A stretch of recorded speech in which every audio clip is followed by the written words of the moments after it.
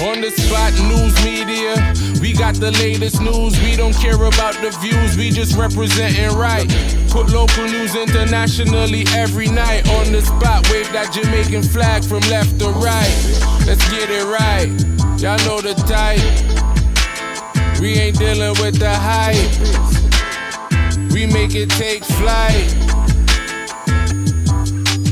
Yeah man, my viewers and subscribers, what Glen, a blessed and wonderful Monday morning to each and every person out there tuning in to On The Spot News Media. Now my peeps, I don't know how we do it over on this side each and every morning. We have to give thanks and praise to the Most High Creator for the preservation of life, because life is indeed the greatest. So in the morning, my peeps, I have a few stories to share with you, the regular members of Chan Public and also members of the diaspora. So please like the video, share the video, watch the entire vlog so you can get a full understanding and a better appreciation of everything we are going in Jamaica. So watch this now, my peeps. We're going to kick it off with some updates. Now in relation to the wars, we kick off in the Raphael Ramsey Road area, right in our section of the Kingston Western Police Division, where them call Stinga, where this brother end up lose 3 pints Friday, and he has since been identified as David Robinson, but them call him Shaky. Now we get to understand, say, is a power struggle go on in the place. Now, for those who have been watching On The Spot News Media for quite some time, you would have remembered me covering several vlogs on the infamous gang leaders for the Stinga gang.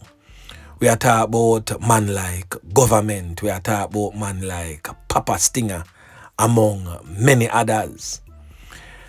Now, the criminal element, we did a run off the place. A boy known as Bulla. Him take himself, find himself through the Mexican border. That was before Donald Trump was elected, when the border thing did a run rampant. So him take himself and reach in America. Now him left another knockis and clappis on the ground for run it off named Zella. But the criminal element was slap with David Robinson, aka Shaky, Friday night. Him decide say him want run the place because of family blood lineage. We are talking about a criminal element identified by his alias as Nico. We still not get the Nico picture yet, but we are working on it so we can know who exactly I'm making reference to. So Nico decides say him want to run the ground. So I saw the friends turn enemies type of thing kick off with him and another criminal element known as Farin. We are trying to get Farin picture too. So the two of them jump off. So Nico go lick down David Robinson, aka Shaky, Friday night, and Farin and him set of goons them go circle back and slap with this criminal element here in a double fatal knockings and clappings over the weekend. This criminal element here presently on your screen identified as Alvin was one of two who end up lose them 3 pints when Farin and Theme goons them go strike. Also in the mix is a man identified as Glen, who is also the father of another top tier member of the Stinga gang known as Buju, who is presently behind bars. Buju, by the way, is also related to Nico. So I say the whole family dynamics and the power struggle we are going around at the little section there. And for those who don't know that particular area, I tell you now, nothing there around there to fight for. Zinc fences, board houses, gullies and trenches. Basically that they around there so, and that them a fight for. But I guess the political spoils is greater. And of course, the devil always find work, give idle hands for do. Because whilst the Dans, the farmer Dans, all of them get taken out by police or other criminal elements, the guns are always still there. Whilst police may find 1 and 2, the bulk of the firearms are still in that little garrison. And if the police them smart, they would have just get in the soldiers and Persons from mobile reserves or specialized operation have the big tractor them and clear out the little road there with the right side of Barnes Avenue right there. So we bush up full of whole heap of plum tree and everything right there. So I must over there so them have the thing them stash. Because back in the days of criminal elements like Bigger Pig and others, over there so them used to hide them like a stash.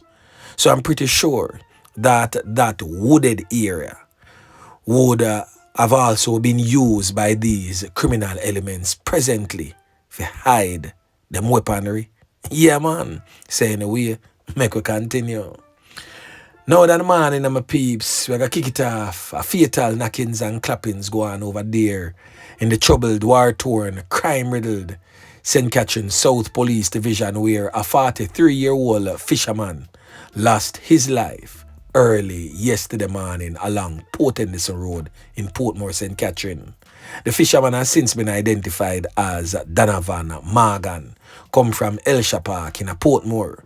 So reports reaching on the Spot News Media is that sometime in the wee hours of yesterday morning, Morgan was taken out in a hail of bullets by an unknown assailant. No motive has been established for his particular knockings and clappings. An investigation is being launched by the Bridgeport police personnel. Now, the next fatality that had taken place took place in the St. Catherine North Police Division, where the St. Catherine North Police is presently searching for a criminal element where can up 3 men and 1 end up lose 3 points. Now, that particular knockings and clappings took place along Peck Street in Linstead on Saturday.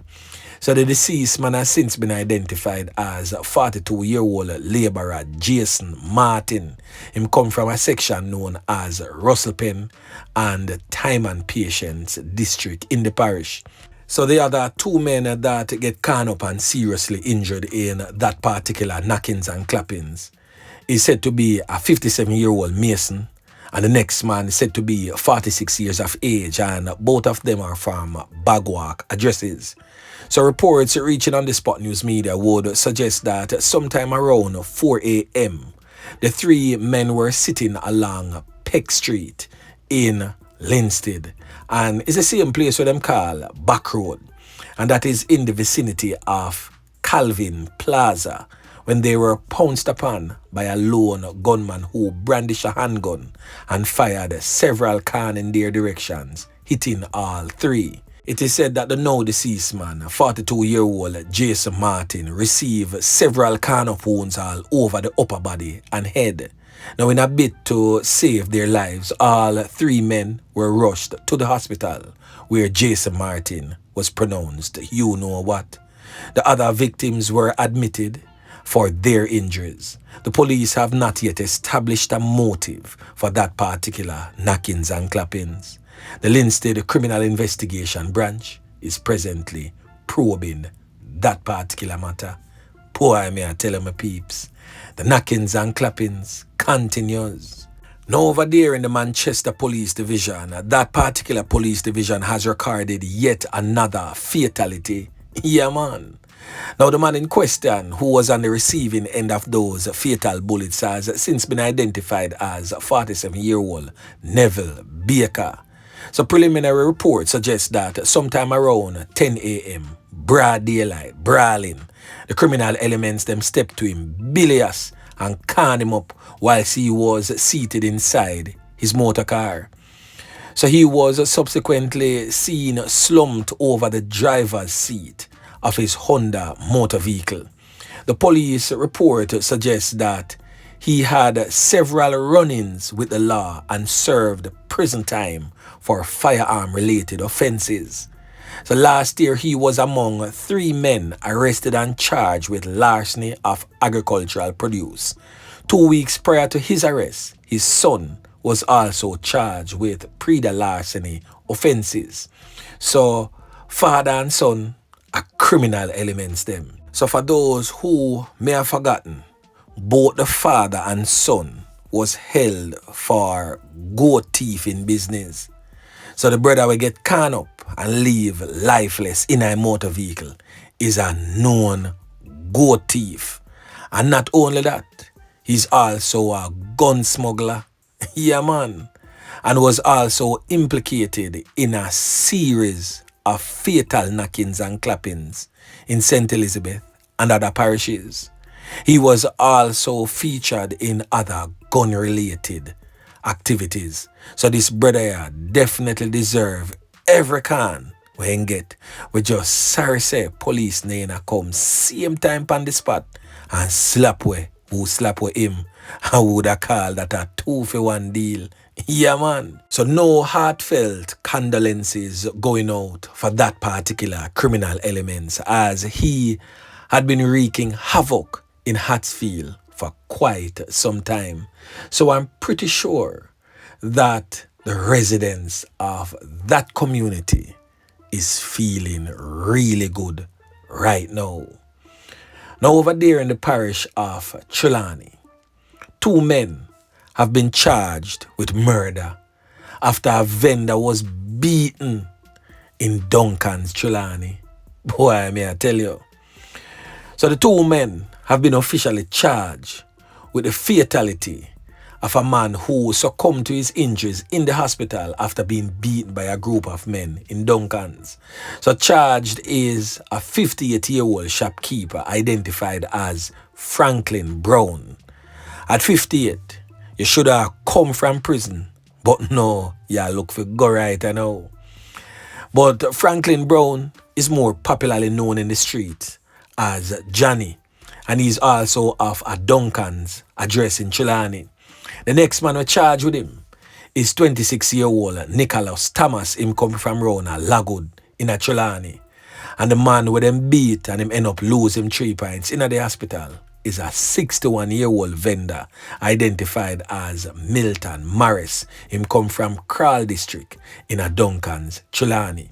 So the official police report reaching on the Spot News Media would suggest that sometime around 10:45 p.m. on Friday, January 31st, the 2 accused men, that is Franklin Brown and Nicholas Thomas, were among a group of people who beat the now deceased Milton Morris and make him lose him 3 pints. It is said that that took place during a dispute.